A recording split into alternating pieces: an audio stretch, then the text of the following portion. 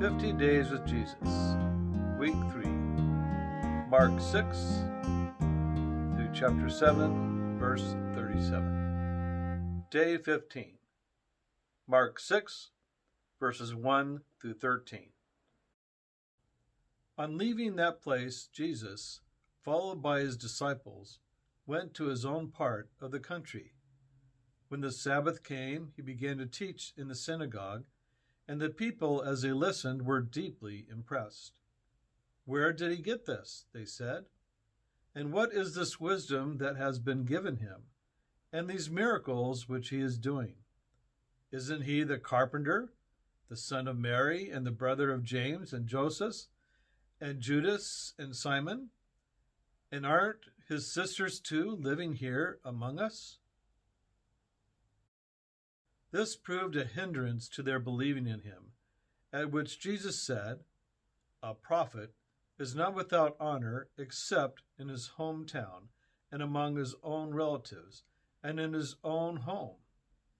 And he could not work any miracle there, beyond placing his hands on a few infirm persons and curing them. He wondered at the want of faith shown by the people. Jesus went around the villages, one after another, teaching. He called the 12 to him and began to send them out as his messengers, 2 and 2, and gave them authority over foul spirits. He instructed them to take nothing but a staff for the journey, not even bread or a bag or coins in their purse, but they were to wear sandals and not to put on a second coat. "Whenever you go to stay at a house," he said, "remain there until you leave that place. And if a place does not welcome you or listen to you, as you go out of it, shake off the dust that is on the soles of your feet as a protest against them." So they set out and proclaimed the need of repentance. They drove out many demons and anointed with oil many who were infirm and cured them.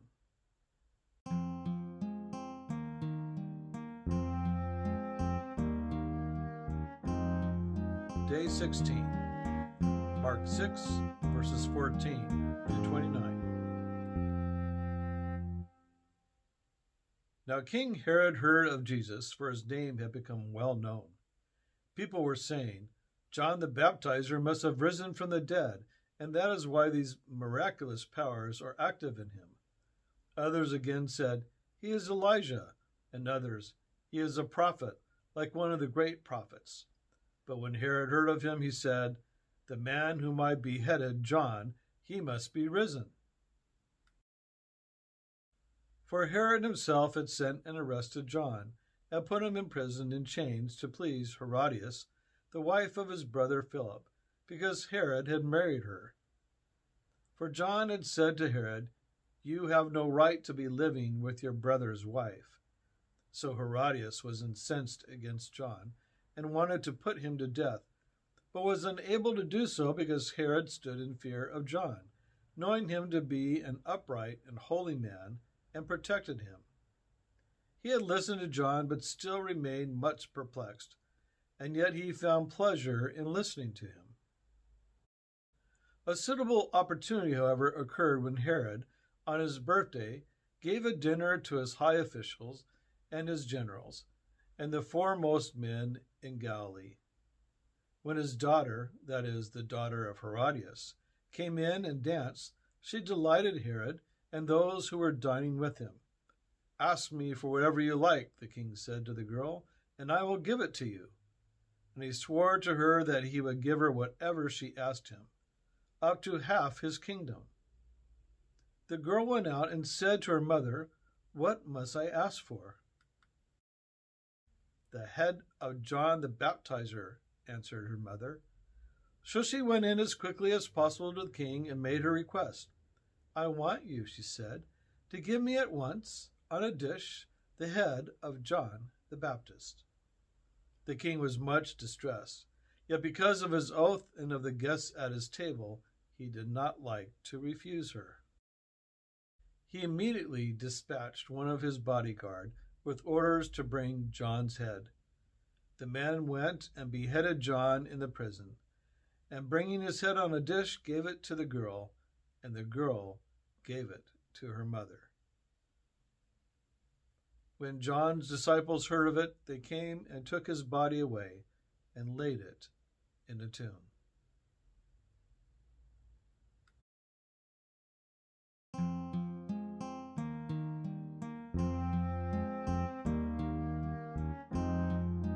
Day 17, Mark 6, verses 30 through 44.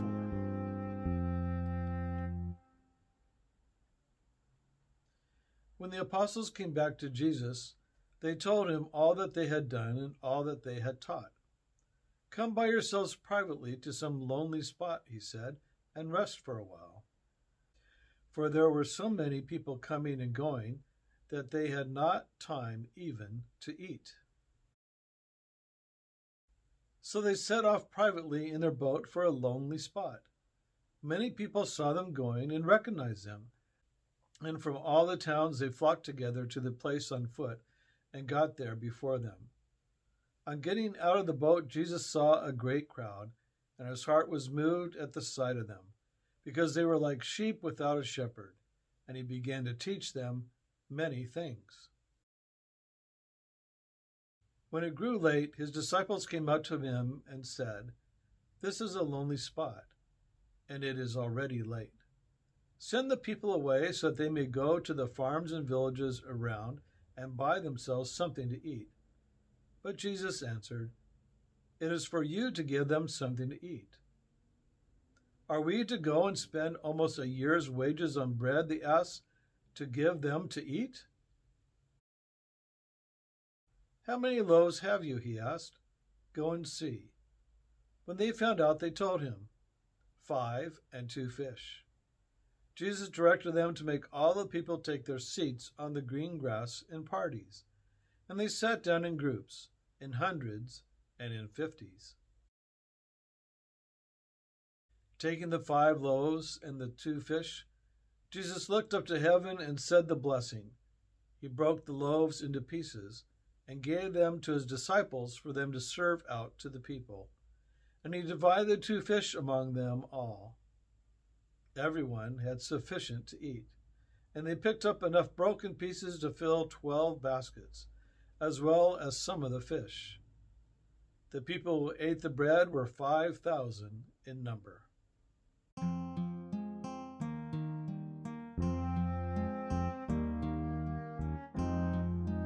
Day 18, Mark 6, verses 45 through 56. Immediately afterward, Jesus made his disciples get into the boat and cross over in advance, in the direction of Bethsaida, while he himself was dismissing the crowd. After he had taken leave of the people, he went away up the hill to pray. When evening fell, the boat was out in the middle of the sea, and Jesus was on the shore alone. Seeing them laboring at the oars, for the wind was against him, about 3 hours after midnight, Jesus came towards them, walking on the water, intending to join them. But when they saw him walking on the water, they thought it was a ghost, and cried out, for all of them saw him and were terrified. But Jesus at once spoke to them. "Courage," he said, "it is I. Do not be afraid." Then he got into the boat with them, and the wind stopped. The disciples were utterly amazed, for they had not understood about the loaves, their minds being slow to learn. When they had crossed over, they landed at Gennesaret and moored the boat. But they had no sooner left the boat than the people, recognizing Jesus, hurried over the whole countryside and began to carry about on mats those who were ill, wherever they heard he was. So wherever he went, to villages or towns or farms, they would lay their sick in the marketplaces, begging him to let them touch only the tassel of his cloak, and all who touched were made well.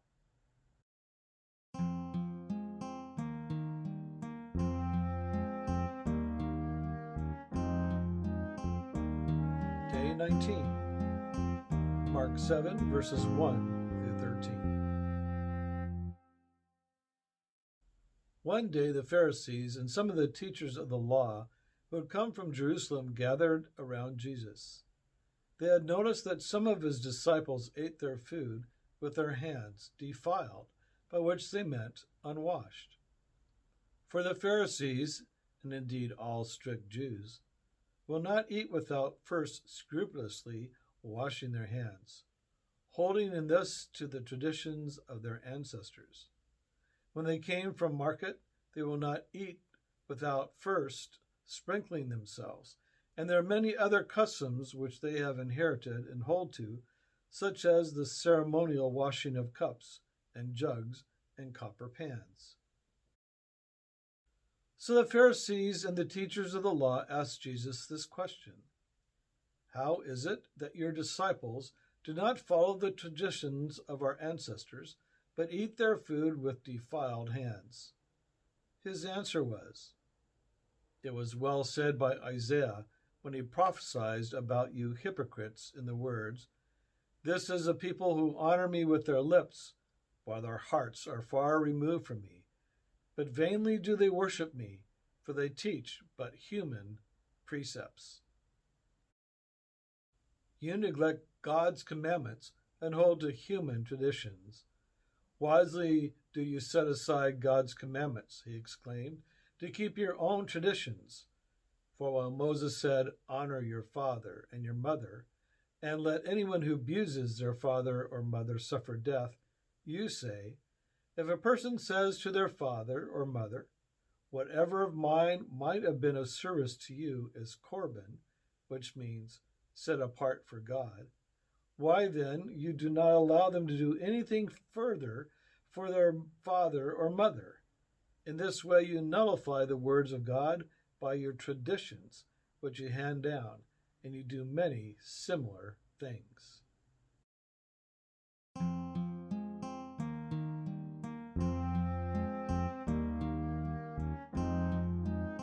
Day 20, Mark 7, verses 14 through 23.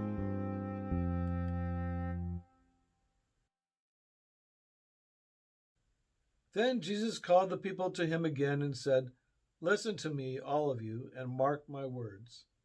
There is nothing external to a person, which by going into them can defile them, but the things that come out of a person are the things that defile them.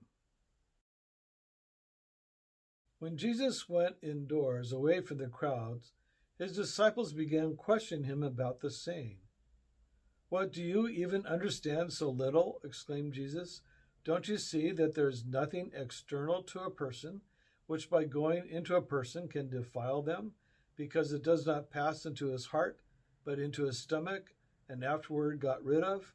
In saying this, Jesus pronounced all food clean. It is what comes out from a person, he added, that defiles them. For it is from within, out of the hearts of people, that there come evil thoughts, sexual immorality, theft, murder, adultery, greed, wickedness, deceit, indecency, envy, slander, haughtiness, folly, and all these wicked things come from within, and do defile a person.